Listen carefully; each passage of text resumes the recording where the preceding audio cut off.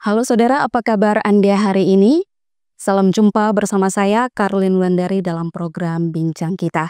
Bincang Kita kali ini terasa spesial karena kehadiran Gubernur NTT terpilih Bapak Emmanuel Melkiades Lakalena yang telah hadir di studio Kompas TV Kupang pada pagi hari ini. Dan kami akan berbincang bersama mengenai visi, misi, dan program kerja. Selain itu, juga kita akan mengulas mengenai apa saja yang masih menjadi pekerjaan rumah yang nanti akan dikerjakan bersama-sama untuk 5 tahun ke depan. Dan kita langsung saja menyapa Bapak Melki Lakalena. Halo, selamat pagi Pak. Selamat pagi.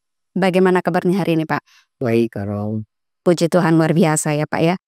Sebelum kita masuk ke visi misi ini Pak, bisakah Bapak menceritakan sedikit bagaimana setelah melewati berbagai tahapan mulai dari kampanye hingga debat pada saat pilkada serentak di tahun 2024. Saya keliling 22 tingkat 2 ya, keliling semua.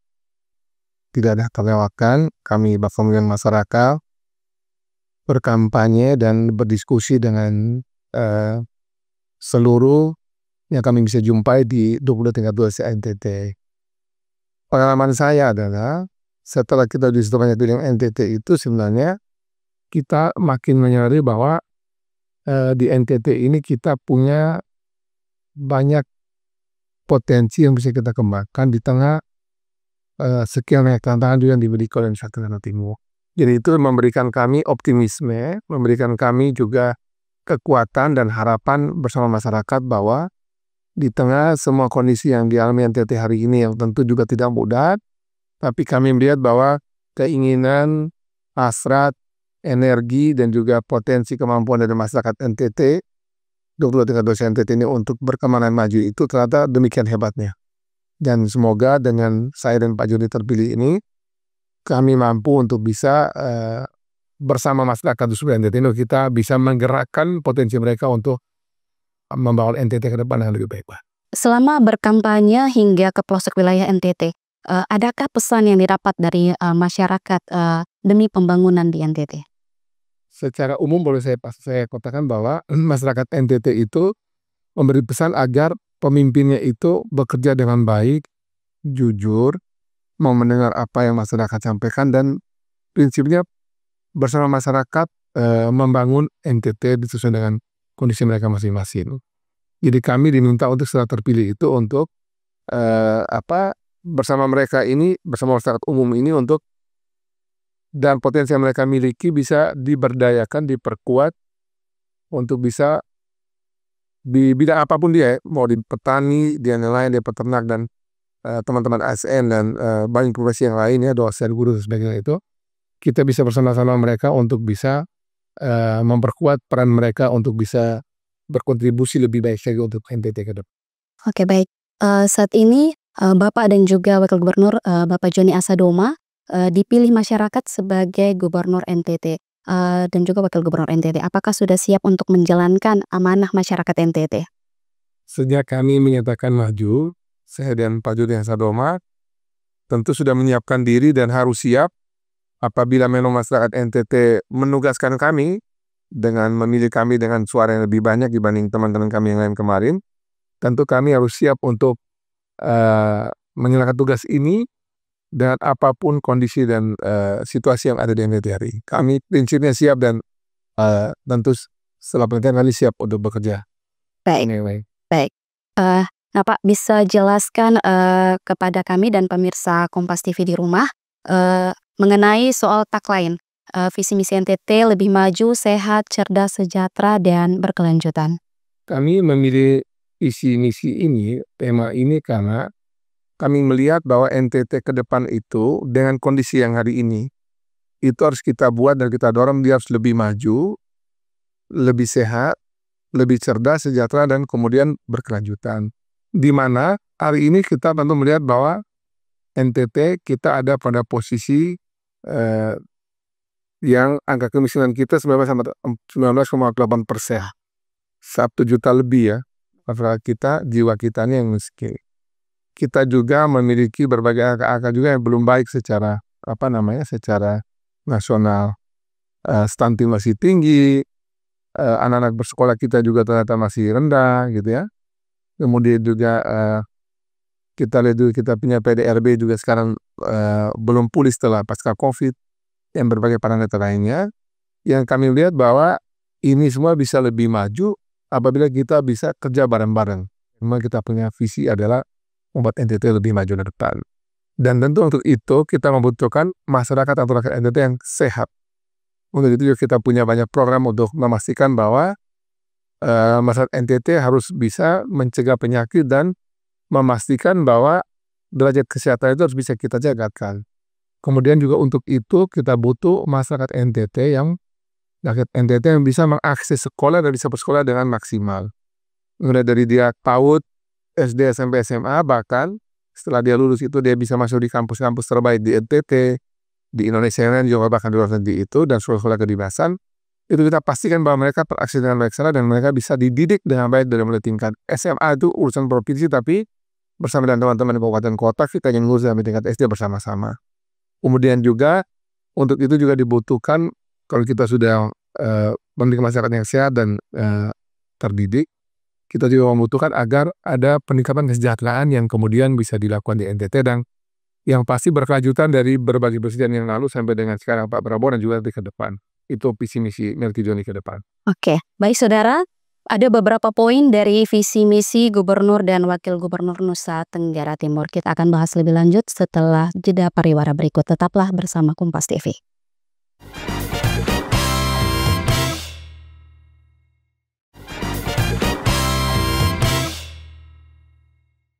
Baik saudara, masih di bincang kita dan bersama Gubernur NTT Bapak Melki Lakalena, dan beliau akan menjelaskan kepada kita mengenai 5 poin penting dari visi misi juga yang merupakan program kerja prioritas ke depannya.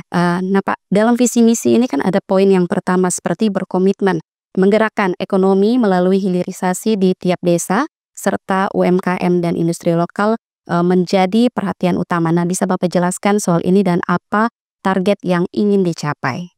Kami mendorong agar setiap desa di NTT ini bisa memiliki minimal satu produk unggulan, di mana kami tahu bahwa setiap desa di seluruh NTT ini pasti memiliki produk yang sebenarnya dihasilkan selama masyarakat ada di sana yang itu umumnya dijual mentah di pasar. Dan kami melihat bahwa dengan dia jual mentah ini, masyarakat jual mentah ini itu nilai tambah tidak mereka dapatkan. Sebagai contoh misalnya gini, masyarakat kita kan misalnya menjadi salah satu produsen pisang yang besar ya BN. Tapi kalau kita cermati, pisang itu ada dijual mentah, itu nilai tambah tidak mereka dapatkan. Nah, kami inginkan agar nanti setiap desa itu memiliki satu keunggulan di bidang apa saja, bisa di bidang pertanian, peternakan, perikanan, atau juga mungkin bidang pariwisata dan sebagainya, yang membuat desa itu bisa mendapatkan nilai tambah dari produk yang mereka hasilkan, baik itu barang maupun jasa. Dan penggerak untuk hilirisasi ini kita dorong kenapa UMKM agar dia tidak boleh, atau kita dorong agar itu jangan orang per orang, tapi itu bentuk kelompok dari UMKM agar dia bisa juga terakses dengan pertama permodalan, kemudian manajemen untuk bagian pemilihan yang mereka lakukan, dan juga terakses juga kepada pasar. Karena saya juga sudah komunikasi dengan teman-teman di UMKM Pusat, Pak Menteri dan jajarannya untuk NTT ini nanti juga priorisasi ini juga kita terkoneksi dengan UMKM yang juga itu bisa dengan perbankan dan seterusnya. Jadi kalau semua desa se-NTT ini bisa kita dorong memiliki satu pusat, satu keunggulan yang bisa dihasilkan, mudah-mudahan selain nanti bisa skalanya tingkat desa, tapi kalau gabungan desa atau gabungan kecamatan punya produk yang relatif sama dan bagus itu, kita bisa buat dalam skala industri nanti, skala pabrik. Jadi apa manfaat dari hilirisasi ekonomi bagi masyarakat? Ya pasti nilai tambah mereka akan mendapatkan pendapatan yang akan jauh lebih baik ketika mereka menjualnya tidak lagi mentah, tapi barang jadi atau setengah jadi. Yang kedua itu membuka lapangan pekerjaan. Yang ketiga itu membuat desa akan bertumbuh menjadi pusat-pusat ekonomi baru di mana-mana. Yang keempat, anak-anak muda akan tertarik balik ke desa. Karena sebenarnya dengan teknologi yang canggih seperti saat ini, kita hidup di kota dan desa itu hampir tidak bermakna perbedaannya.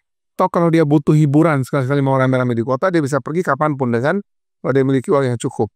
Bahkan misalnya orang yang tinggal di NDK, dia tinggal di Sabuka, tinggal di Alorka, tinggal di Lembataka, tinggal di Sumba dan ujung Pulau Timur sekalipun, kalau mau datang Kupang ini kalau punya uang kan tinggal dia terbang, ya dia naik kapal dan kita terhubung dengan mudah ini gampang.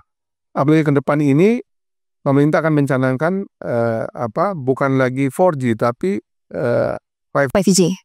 Dan itu saya dapat informasi dari Menteri Komunikasi Digital, itu nantinya kecepatan internet kita ini akan kira-kira seperti Singapura lah, atau dari arah maju teknologi seperti Korea dan Taiwan dan semacam itu. Ya kalau sudah model begitu, orang tidak lagi merasa tinggal di desa ketika digerakkan hilirisasi itu menjadi hal yang membuat dia tuh merasa terasing sebenarnya. Ya. Sekali lagi kita mesti belajar dari daerah yang sudah maju di mana petaninya itu kaya dan dia tuh Jumat Sabtu Minggu tuh dia bisa pergi ke kota dan menikmati dia punya kekayaan itu. Dia bisa pergi ketemu keluarganya, bisa pergi hiburan sana sini, bisa pergi berwisata. Yang penting punya duit. Ya. Tinggal di kota pun nggak punya duit kan ngapain coba? Lihat-lihat, aduh mau pergi, wah nggak ada. Lebih baik orang tinggal di desa, hilirisasinya tumbuh, kurang ada punya uang, kemana-mana dia gampang kok. Gitu. Ya. Oke, jadi hilirisasi ini merupakan salah satu strategi utama untuk mengoptimalkan potensi ekonomi daerah. Poin kedua, yaitu terkait upaya pemutusan mata rantai kasus stunting dan HIV/AIDS. Apalagi NTT ini kan sekarang menjadi salah satu wilayah dengan angka stunting tertinggi di Indonesia. Nah, upayanya itu seperti apa yang nantinya akan dilakukan untuk 5 tahun ke depan? Ya, soal stunting ini memang membutuhkan kerja sama banyak pihak ya. Nah, kita sebutkan kanta helix itu. Jadi di mana pemerintah tidak bisa kerja sendiri, dia butuh DPRD, dia butuh kelompok masyarakat sipil ya, butuh pers, butuh kampus, butuh pengusaha, swasta, seterusnya. Jadi stunting ini harus menjadi sebuah kerja semesta untuk mengatasi ini sejak dari pertama itu kalau fase paling aman itu dia mulai diantisipasi ketika remaja putri ini bertumbuh. Jadi ketika dia masuk SMP atau SMA itu, si remaja putri ini sudah harus mendapatkan edukasi bagaimana dia bisa menjadi pelaku yang mencegah stunting itu dari dirinya sendiri, dari si anak remaja putri ini. Kemudian ketika dia belum menikah sebenarnya itu butuh pendampingan dari lembaga keagamaan dan terutama orang tua dan tokoh-tokoh senior lah yang sebenarnya untuk menikah, agar dia bisa menikah dengan pengetahuan yang cukup untuk bagaimana bisa membangun keluarga yang baik dan bisa cegah stunting. Nah, faktor yang paling menentukan itu ada pada 1000 hari pertama kehidupan. Dan itu ada pada masa ibu hamil, kemudian ibu menyusui yang mempunyai anak di bawah 2 tahun. Karena 1000 hari pertama kehidupan itu dia ada di 9 bulan kehidupan di ibunya, kandungan di rahim ibu. Kemudian 2 tahun ketika dia lahir itulah 1000 hari pertama kehidupan dihitung sejak dia dinyatakan hamil. Nah, di fase ibu hamil, menyusui, dan kemudian anak bawah 2 tahun ini, itu kita mestinya memberikan program yang langsung menyentuh peningkatan gizi ibu hamil, peningkatan gizi ibu menyusui, dan juga anak bawah 2 tahun ini. Kalau intervensinya langsung menuju pada pokok sasaran ini, mestinya angka stuntingnya NTT ini bisa ditekan. Memang angka stunting NTT ini menurut data nasional masih yang tertinggi di Indonesia. Kita akan nanti dapat arahan dari Pak Prabowo, Pak Presiden kita, NTT dan Jawa Barat itu menjadi pilot project untuk menurunkan angka stunting setanah air. NTT ini dari segi persentase dia paling tinggi di tanah air. Kemudian kalau Jawa Barat itu dari segi jumlah, walaupun dia punya persentasenya tidak setinggi NTT, kan dia manusianya banyak tuh. Jadi jumlah anak stunting di sana cukup tinggi. Mudah-mudahan dengan kita mendapatkan dukungan tambahan dari pihak kampus, teman-teman profesor dokter yang banyak sekali juga ikut terlibat, teman-teman mahasiswa juga bisa ikut terlibat. Mudah-mudahan kita punya kekuatan tambahan untuk tangani stunting di NTT. Kalau HIV/AIDS ini persoalan yang lain lagi nih. Kalau HIV/AIDS itu kita nanti butuh untuk memastikan bahwa pendidikan seksual sejak dini, bahkan sejak SD itu harus diberikan sehingga anak-anak mereka itu juga kemudian bisa mengetahui bahwa seks yang sehat itu seperti apa. Dan menurut saya ini zaman sudah sangat jangan lagi menjadi hal yang tabu. Seks yang sehat untuk anak-anak sejak bahkan sudah kelas 5-6 itu harus diberikan SMP, SMA sampai kuliah sehingga mereka tahu untuk bagaimana mencegah penularan HIV/AIDS ini dan juga bisa menjadi calon-calon keluarga yang juga sehat ke depan. Oke, baik Pak. Terkait peningkatan sumber daya manusia di wilayah NTT dengan mendorong sekolah vokasi hingga menyediakan tenaga kerja terampil, bisa dijelaskan kepada kami dan masyarakat NTT mengenai poin ketiga ini? Sebenarnya gini, sekolah vokasi ini sebenarnya akan sampai ke soal penyambitan. Sekolah vokasi ini memang kita khususkan pertama dan terutama tuh untuk memberdayakan potensi daerah. Kami ingin agar anak-anak itu sekarang selain dia juga bisa bersekolah untuk jenjang yang lebih tinggi S1 juga S2 dan seterusnya silakan. Tapi kita juga butuh anak-anak sekarang juga ini harus bisa mengolah potensi daerahnya dengan baik. Sehingga kemudian kami berencana nanti setiap kabupaten kota atau minimal gabungan 2 kabupaten kota itu dia punya satu sekolah kejuruan yang memang itu langsung berhubungan dengan potensi daerah dia. Contoh saya pernah bilang di daerah-daerah garam seperti penghasil garam seperti di Sabu itu kita masih bingung sekolah garam. Atau mungkin di Flores, di Nagakeo misalnya kita masih bingung sekolah garam. Kalau dia itu berurusan dengan sapi misalkan dari Sumba, kita masih bikin sekolah untuk orang yang bisa membudidayakan sapi dengan baik gitu, dengan teknologi yang juga membutuhkan juga proses untuk kita peternakan sapi yang bagus dan seterusnya ya. Jadi dia mesti bisa dipastikan sekolah vokasi ini bisa membuat anak-anak ini bisa kemudian memakan potensi daerah dengan baik berdasarkan sekolah yang kita sudah siapkan sesuai potensi daerah. Di saat yang sama juga nanti sekolah-sekolah vokasi ini juga kita siapkan juga untuk menyiapkan juga bagi yang akan nanti keluar negeri nanti atau keluar NTT. Tapi tentu kami akan menyiapkan itu dengan sesuai dengan bagaimana permintaan untuk kita di NTT ini untuk juga bisa anak-anak yang lulusan sekolah vokasi ini bisa apakah kerja di Jawa atau mungkin di Papua yang juga masih banyak butuhan tenaga kerja ini atau daerah lain. Termasuk juga akan nanti pergi ke luar negeri nantinya. Jadi ini vokasi ini untuk menjawab kebutuhan terutama dan yang paling utama itu di tingkat lokal di potensi daerah dan juga untuk kebutuhan di Indonesia dan juga bahkan di keluar. Oke, untuk pada bidang kesehatan nih Pak, adakah gagasan untuk memperjuangkan akses kesehatan gratis di masa kepemimpinan Bapak? Bisa dijelaskan seperti apa mekanisme? Kami sih berkeinginan agar seluruh masyarakat NTT ini terakses dengan BPJS Kesehatan. Jadi bagi yang selama ini sudah dapat dari BPJS Kesehatan dari yang dibantu oleh DTKS ya, dari Kementerian Sosial ini kita bersyukur sekali. Sama ini baru ketemu dengan Wakil Menteri Sosial itu, datanya kita itu kira-kira sekitar 3.095.000 kalau saya keliru, itu data yang mendapatkan bantuan oleh PBI pusat. Artinya dia 3.095.000 orang ini tuh dia punya kesehatannya, pembayarannya itu dibayar oleh pemerintah pusat. Baik. Oleh pemerintah kabupaten, kota, dan provinsi itu kira-kira sekitar 400-an ribu. Saya hitung itu. Kalau kita punya 5 juta lebih itu berarti masih ada sekitar 1.500.000 lebih yang masih belum memiliki kartu BPJS Kesehatan. Nah, kami akan nanti bersama dengan pemerintah pusat, kami akan berupaya agar seluruh warga NTT ini itu bisa terakses dengan BPJS Kesehatan. Ada yang nanti memang itu pemerintah pusat kita minta tambahkan lagi kuotanya ke kita untuk menambah dari 3,1 lah, bisa tambah lagi berapa banyak yang bisa dibantu.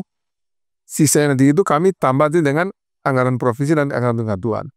Sehingga tidak ada satupun anak NTT itu yang tidak terakses dengan kesehatan gratis melalui BPJS Kesehatan ini. Oke, baik. Dan di poin kelima, disebutkan bahwa Bapak akan mengalokasikan puluhan miliar untuk ratusan ribu pekerja NTT lewat program BPJS Ketenagakerjaan. Nah, ini prosesnya itu seperti apa? Begini, kami sudah mendengar kepada masyarakat NTT bahwa kita ingin menjangkau 100.000 pekerja rentan untuk bisa dibantu dengan program BPJS Ketenagakerjaan. Yang itu mereka mendapatkan dua manfaat yaitu jaminan kecelakaan kerja dan jaminan kematian. Nah, dengan dua manfaat ini, kami yakin bahwa masyarakat NTT yang para pekerja ini, yang kami sudah bantu dengan alokasi anggaran ini, mereka bisa terakses dengan baik ketika mereka mengalami kecelakaan ataupun mereka meninggal. Jadi mereka akan dapat uang santunan untuk mereka melanjutkan hidup. Nah, kami nanti akan atur polanya dengan teman-teman Mitra NTT agar karena ini program bersama, prinsipnya kami akan menjangkau 100.000 orang ini nanti bersama-sama. Tentu kami provinsi paling depan, kami juga akan ajak teman-teman tingkat 2 sehingga nanti angkanya kalau boleh jangan 100.000, kita mau tingkatkan lagi biar menyapa banyak kerja di NTT. Karena ini program sangat baik, murah meriah, dan sudah banyak masyarakat NTT yang selama saya di Komisi 6 dulu itu mendapatkan manfaat. Ada yang misalnya dia meninggal itu anaknya dapat beasiswa malah. Sampai dengan lulus S1 itu dibayar oleh program ini. Dan itu yang kami ingin agar nanti banyak orang di NTT bisa ikut dengan program. Baik.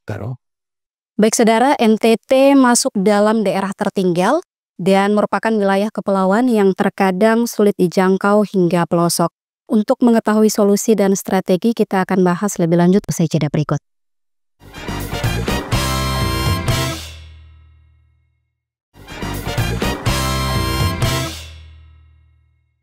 Baik saudara, masih di program Bincang Kita dan bersama Bapak Melki Lakalena.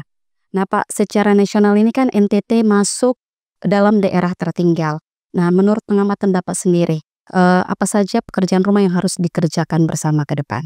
Dari berbagai catatan ya, kita sebagai daerah tertinggal karena kita perlu memenuhi banyak hal ya. Terutama yang terpenting menurut saya adalah memperbaiki sekarang etos kerja dan spirit, semangat, dan cara kita bekerja di NTT. Yang harus kita perbaiki untuk seluruh sektor masyarakat kita. Kalau bicara tentang tantangan NTT kan dari waktu ke waktu kurang lebih ya kayak gini. Ada di masa di mana pemimpin dan masyarakat NTT mampu untuk memaksimalkan potensinya dengan baik. Nah kami, Melki Joni, dengan tagline kami itu kan ayo bangun NTT, akan membenahi yang pertama dan terutama itu di birokrasi di pemerintah provinsi yang menjadi tentu kewenangan kami. Kami pastikan bahwa seluruh seleksi rekrutmen dan distribusi untuk yang akan baik di tingkat horizontal dan vertikal ya, itu akan betul-betul kami akan lakukan sesuai aturan manage system. Jadi kita mengeluarkan apa itu nampaknya mesti kita lihat ada hasil dalam kabinet perkataan anggaran yang demikian rupanya. Jadi setelah kita benahi di pemerintah provinsi termasuk DUMD-nya yang kita miliki baik itu Bank NTT, Flobamor, KIB Bulog dan seterusnya itu, kita akan benahi juga dengan pemerintah provinsinya. Kita ingin agar di era nasional ini ada sebuah suasana baru, pola kerja baru, spirit baru, dan etos kerja baru untuk kita bisa menyongsong NTT hebat ini dan Indonesia hebat ini dengan baik. Yang kedua, tentu juga kita mengajak seluruh pihak terkait yang ada di Nusa Tenggara Timur ini, baik itu masyarakat sipilnya ya, terutama kalangan tokoh agama, kampus ya, pemuda, perempuan, kemudian teman-teman pengusaha, petani, nelayan, buruh, dan berbagai sektor yang lain tentunya. Kita ajak agar kita juga harus memperbaiki dan terus mencari cara yang terbaik agar kita bisa bekerja secara sungguh-sungguh dan baik itu dan mendapatkan juga hasil yang terbaik ya. Dan itu kita akan sama-sama untuk melakukan itu dengan baik ke depan. Dan di luar kita menggerakkan dan membenahi di NTT ya, di berbagai tempat tadi itu, kami juga akan mengajak keterlibatan dari NTT diaspora yang ada di luar NTT. Saya kenapa tuh kemarin misalnya ke Malang, ke Jogja, kemana-mana itu juga ketemu dengan berbagai masyarakat kita untuk meminta masukan dan juga mengidentifikasi potensi-potensi orang NTT yang ada di luar itu, mereka punya kapasitas di bidang apa saja. Di kampus dia ahli di bidang apa saja, dia juga mungkin berusaha di bidang apa saja dan seterusnya. Nanti mereka juga bisa kita libatkan juga untuk bersama dengan pemerintah provinsi, pemerintah tingkat 2 dan sampai pemerintah tingkat desa ini untuk juga ngurus NTT dan baik sesuai kapasitas mereka. Kalau orang di luar NTT itu, keluarga besar kita orang NTT yang tinggal di Jawa, Sumatera dan seterusnya itu misalnya, kalau mereka ngurus keluarga mereka itu udah pasti. Ya. Dia sukses, dia urus dia punya bapak, mama, adik kakak, kemudian dia urus dia punya ponakan, dia punya tante, itu sudah pasti. Tapi kalau orang ini punya kapasitas urusnya itu di luar keluarganya besar sekali, kita minta tolong dia urus satu desa kah, atau satu level kecamatan kah, atau satu sektor tertentu, termasuk mereka yang tinggal di luar negeri. Dan dengan spirit, dengan tagline Airborne NTT ini, kami pastikan bahwa seluruh kekuatan yang kita libatkan untuk urus NTT di luar ya pemerintah sudah kami ajak dan kami diskusi dengan mereka di berbagai tempat. Termasuk juga tapi lembaga internasional. Kemarin saya sudah ketemu dengan Bank Dunia. Kami sudah diskusi panjang lebar untuk beberapa tema yang nanti kita bisa join sama lebar. Juga nanti akan ke ASEAN Development Bank dan seterusnya. Pokoknya seluruh yang bisa digerakkan masuk NTT kami atur. Intinya sekarang ini adalah Pokoknya kami buka semaksimal yang kami lakukan, saya dan Kak Joni Sadoma, Pak Joni Sadoma. Nah, cuma sekarang ini tinggal sekarang kita bersama-sama nih untuk menggerakkan agar kalau sudah terbuka di luar ini atau ya ada yang mau studio kayak itu membantu ini itu kita terbuka dan mau untuk bersama-sama untuk kerjasama ini. Dan untuk itu kami nanti di provinsi ini akan membuat ada yang namanya sekretariat bersama Ayo Bangun NTT ini. Yang itu ada di provinsi, saya akan tempatkan ada satu area tersendiri di situ untuk nanti ada satu orang atau ada sekelompok orang, ada tim kecil itu nanti yang untuk ngurus bagaimana dia bisa mengorkestrasi potensi NTT yang akan bisa masuk di wisata. Nah, NTT kan merupakan wilayah kepulauan yang terkadang sulit dijangkau hingga pelosok. Nah, bagaimana upaya ataupun strategi agar semua program Bapak ini berjalan dengan baik? Nah, ini salah satu juga kemarin kami bahas dengan Bank Dunia. Jadi di Bank Dunia itu dulu pernah ada suatu program yang sudah disepakati juga oleh kita adalah kita ingin agar NTT ini bisa terhubung dengan kapal-kapal yang dia bisa bergerak di semua situasi cuaca. Dan ini saya lagi setelah mendadak Bumdes sama ketemu dengan Menteri Bappenas untuk nanti rencana kita untuk bisa dapat dukungan semacam kapal ro-ro begitu yang bisa akses satu NTT ini secara rutin. Jadi nanti kita ada hubungan yang terutama dan pertama itu karena kita daerah kepulauan tentu adalah kapal. Dan kapal ini masih bergerak di semua jenis medan cuaca. Karena kan waktu kita hujan angin ini kan saya lihat feri-feri kan stop. Ya, stop semua. Nah kalau kapal ini dia mau kondisi begitu dia masih bisa jalan. Nah itu yang kita lagi minta ke Bappenas lah untuk dibantu. Langkah awal 100 hari kerja apa saja yang akan dikerjakan oleh Bapak bersama Wakil Gubernur? Kami yang pasti akan mulai dari diri kami sendiri, artinya dari apa yang bisa kami lakukan dulu di internal pemerintah provinsi. Jadi visi misi program, kemudian juga cara kami bekerja, bagaimana kami ingin membuat NTT ke depan ini akan bergerak itu kami akan mulai dari teman-teman di provinsi itu untuk mereka pahami dan mereka tahu kemana kita akan bergerak dan berjalan dan cara seperti apa. Yang kedua juga kami akan benahi hal-hal yang salah pertama ini yang menurut kami secara manajerial itu perlu diperbaiki. Contohnya, kami akan melakukan program antara lain misalnya seluruh fasilitas publik milik pemerintah provinsi termasuk yang dimiliki oleh teman-teman dari kelompok agama itu kami akan bantu agar ada program sertifikasi tanah. Karena ini kan saya tahu betul bahwa banyak tanah milik gereja, baik itu punya keuskupan, atau punya gemit, atau GKS bahkan, atau gereja denominasi lain, termasuk juga teman-teman dari Muslim ya, NU Muhammadiyah itu yang punya aset yang mungkin saja karena itu hibah dari orang per orang, itu belum disertifikatkan. Dan ketika program pemerintah mau masuk itu salah satu adalah sertifikat tanah, itu mau kita beresin dulu. Kita nanti buat pro itu NTT dan kemarin juga sudah bicara dengan Pak Eston untuk ini dia. Beliau akan bantu Pak Eston senior kita. Juga bisa nanti program kita kaitannya nanti dengan urusan stunting. Ini juga akan menjadi target kami untuk merapikan pola kerja kita urus stunting se-NTT. Juga nanti banyak nanti yang akan kita rapikan nanti di saat 100 hari pertama ini adalah membenahi hal-hal yang secara sederhana tapi nanti itu bisa menjadi pegangan kita untuk kerja 5 tahun ke depan yang kami rapikan kemarin. Nah kalau soal-soal lain kan saya pikir selesai pertama kan sulit kelihatan ya. Tapi lebih ke memperbaiki bagaimana cara kita merespon kerja-kerja yang selama ini mungkin dianggap kurang maksimal sehingga kita coba rapikan lagi biar respon aparat negara, aparat pemerintah dan semua sektor publik itu bisa kita pastikan itu direspon dengan cepat. Apa harapan ataupun ajakan kepada masyarakat untuk bekerja sama di masa kepemimpinan Bapak untuk 5 tahun ke depan?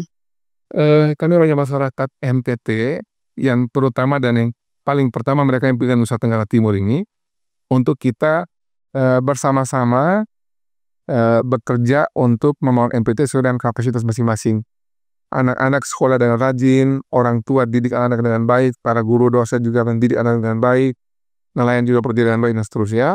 Dan kami dari pemerintah provinsi, Mas Gijoni dan semua aparat kami akan pastikan bahwa sejauh yang memang itu tanggung jawab dan juga peran yang bisa kami bantu, kami akan bantu agar semua peran-peran yang tadi saya sampaikan itu juga bisa kita dorong agar lebih optimal kita ke depan. Kami akan buka diri kami ini untuk menerima masukan kritik saran secara baik.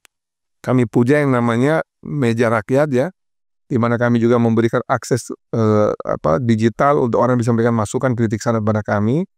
Termasuk juga kami akan melibatkan nanti banyak perempuan milenial dan juga pemuda teman-teman mahasiswa ini untuk terlibat dalam menggerakkan berbagai program yang kami dorong ke lapangan di berbagai program pemerintah pusat atau pemerintah provinsi. Dan terakhir, karena kami juga sistemnya seperti begini ini, tentu juga nanti secara rutin kami juga akan banyak turun ke lapangan untuk juga bisa berinteraksi dan berbicara dengan banyak masyarakat untuk kita mencari dan terus memperbaiki apa-apa yang jadi catatan dari masyarakat luas di Nusa Tenggara, dan tentu melibatkan tadi itu NTT diaspora yang ada di luar NTT dan juga yang ada di luar. Baik, dan tentunya masyarakat juga harus ikut berkontribusi dalam pembangunan, dan mari kita bekerja bersama untuk membangun NTT menjadi provinsi yang lebih maju dan membanggakan. Nah Pak, terima kasih telah hadir di Studio Kompas TV Kupang di sela-sela kesibukan pada pagi hari ini. Sukses Kompas TV ya. Baik, dan saudara, tidak terasa 30 menit sudah saya bersama Bapak Melki Lakalena menemani Anda dalam program Bincang Kita. Mudah-mudahan apa yang sudah dibahas tadi dapat bermanfaat bagi dan edukasi juga bagi masyarakat. Dan saya mewakili seluruh tim Kompas TV Kupang pamit undur diri. Sampai jumpa.